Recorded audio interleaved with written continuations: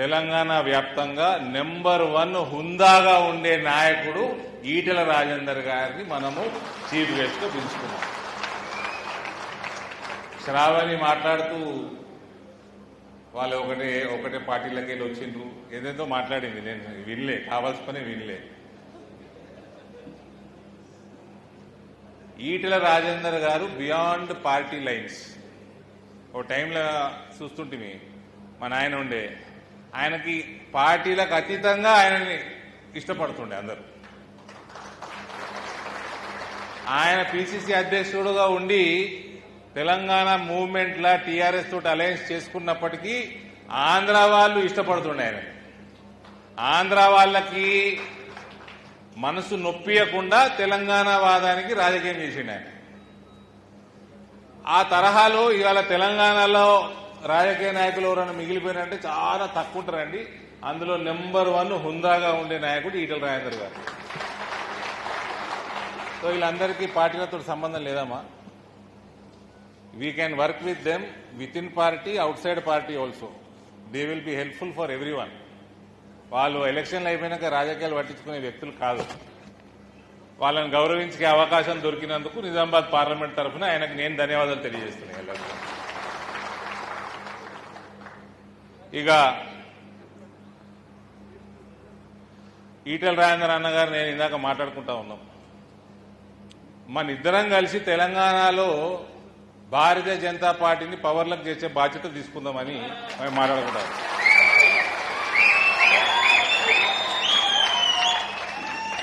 ఆయన 7 సార్లు ఎమ్మెల్యే, 7 సార్లు ఎమ్మెల్యే. నేనైతే 7 సార్లు, నా లక్కీ నెంబర్ 7. కానీ 7 సార్లే కాలే నేను ఇప్పటికి. ఆయన ఒకసారి ఎంపీ, ఓ 10 సంవత్సరాలు మంత్రి, అన్నిటికంటే మించి టీఆర్ఎస్ పార్టీ పుట్టిన కాడికి వెళ్లి తెలంగాణ ఉద్యమవాది.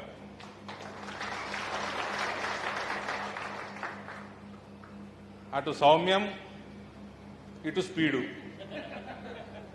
చూద్దాం ఏమైతే చూద్దాం. ఇక మన టీఆర్ఎస్ వాళ్ళైతే టీఆర్ఎస్ కనబడతలేదు. నిజామాబాద్ పార్లమెంట్లో టీఆర్ఎస్ చాలా తగ్గిపోయింది, కనబడతలేదు. కాంగ్రెస్ వాళ్ళు, ఎంఐఎం వాళ్ళు,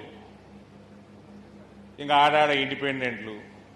అసలు చాలా గమ్మత్తుండే నిజామాబాద్ పార్లమెంట్లో.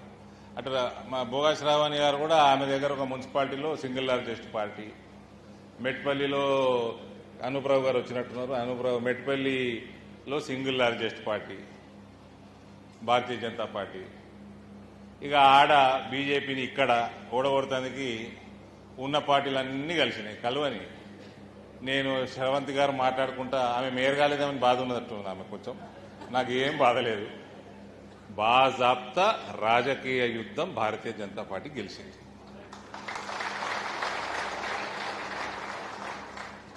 పోయినసారి 28 గెలిచినాము, మళ్ళా కొట్లాడినాము, మళ్ళా 28 గెలిచినాము. మనం గెలిచినాక మిగిలినవి వేరే వాళ్ళు పంచుకోవాలి, అందరు కలిసి పంచుకోవాలి. మనం ఎక్కడ తగ్గలేదు, మనం మెయింటైన్ చేస్తున్నాము. అవతలోడు కూడా తుర్కొల్లతో కలిసి మెయింటైన్ చేసుకుంటాం. తుర్కొల్లను పక్కకు పెడితే అది గుడ్డుసున్నానే, ఏం లేదాడ. కాబట్టి Bharatiya Janata Party will be always proud of Nizamabad parliament segment.